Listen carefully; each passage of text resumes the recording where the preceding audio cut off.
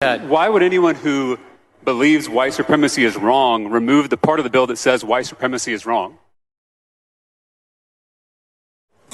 Let me ask it another way. Is it fair Mr. Tallarico, you asked me a question. You said, do you plan to concur or not concur? Do you plan to call a point of order on this bill?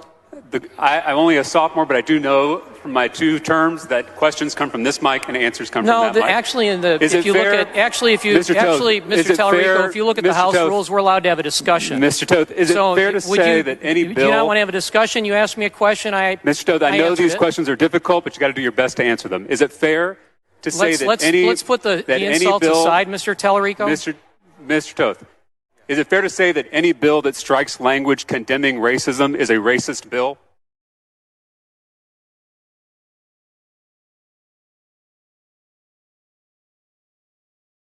Mr. Toth, we can move on to another question. This bill is teaching certain values. In Section FA1, the bill mandates that teachers teach an appreciation of participating in civic life, a commitment to the United States and its form of government, and a commitment to free speech and civil discourse. But we are choosing, in fact, you're choosing today not to teach students that white supremacy is morally wrong. So we are just teaching some values and not others in this bill. Is that correct? Is there anything in this bill, Mr. Tallarico, that precludes the teaching of white supremacy?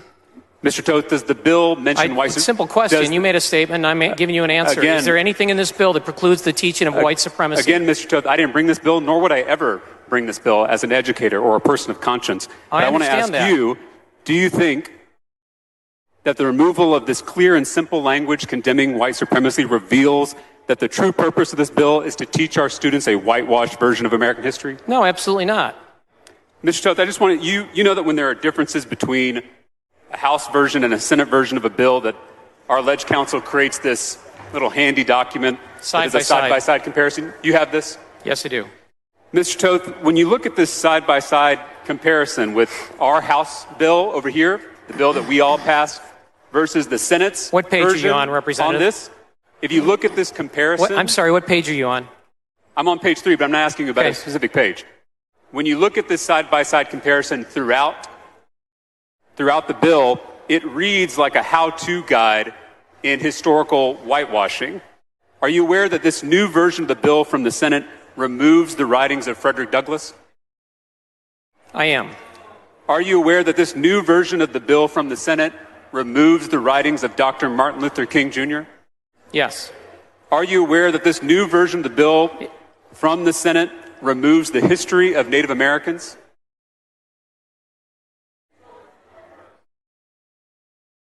The way the bill is laid out, that's a yes or no question. Because we were very clear that we could not be conclusive about every single document out there that we could. I'm going to give you an answer. This isn't a trial. I'm going to give you an answer. Okay, I'm ready for the answer. The way it's set out is so that a teacher can go to different documents in different authors by which to teach from. It's by no means meant to be a conclusive list. Let me just ask you one more time. Are you aware that this new version of the bill from the Senate removes the history of Native Americans? It's on page 3 of the side-by-side if you don't have it in front of you. Then I believe you. Okay. Are you aware that this new version of the bill removes mentions of Cesar Chavez? Yes. Are you aware that this new version of the bill removes mentions of Susan B. Anthony? Yes, I am.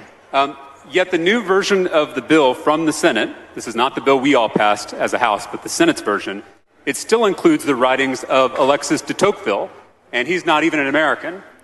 Could that be because he's a white man? Not exactly. And let me respond something to you brought up Susan B. Anthony. Are you aware, Representative, that Susan B. Anthony was an abolitionist? Again, I don't have to answer questions about this bill because I would never file it. No, we're having a discussion here, and there's nothing about me in the rules not being able to ask you a question. From what I can see, were you also aware that she was pro-life and that she fought against both slavery? I know these are hard questions, I really do, but I need you to try to answer them.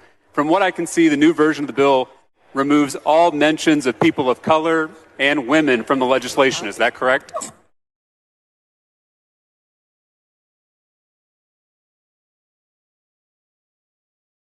Mr. Toth. Go ahead. I'm sorry. So by my count, the new version from the Senate, again, this is not the bill we passed as the House. This is the bill from the Senate. It removes 9 historical figures of color and 6 female historical figures from the bill, which means that all mentions of people of color or women have been removed from this bill. Is that correct? I'll take your word for it, Representative. Could an example of white supremacy, which we tried to condemn it also has in this bill, in here the federal, if you look, it also has on here on page 4, it speaks very clearly to the Federal Civil Rights Act of 1964. What was the purpose of that? Gentleman's time's expired. Mr. Speaker? Mr. Tallarico, for what purpose? I raise a point of order against further consideration of the Senate amendments to House Bill 3979 under Rule 11. Members, we're not going to have outbursts on the House floor. Under Rule 11, Section 2 of the House rules on the grounds that the Senate amendments are not germane to this bill, and Rule 8, Section 3 of the House rules, and Article 3, Section 35A of the Texas Constitution on the grounds that the bill contains more than one subject. Please bring your point of order down front.